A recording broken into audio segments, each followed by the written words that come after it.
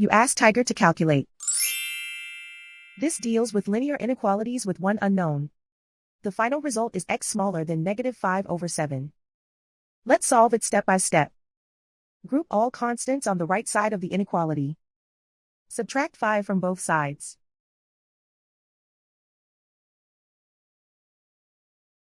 Group like terms.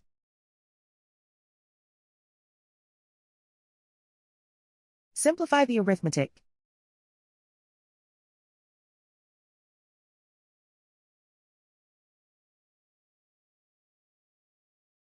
Isolate the x. Divide both sides by -7. Whenever you multiply or divide by a negative, reverse the inequality sign.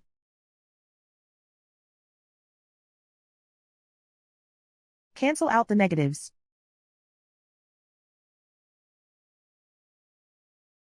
Simplify the fraction.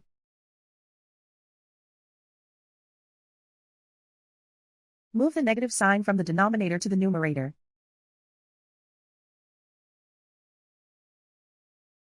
Plot the solution on a coordinate grid. And so the final result is x smaller than -5/7.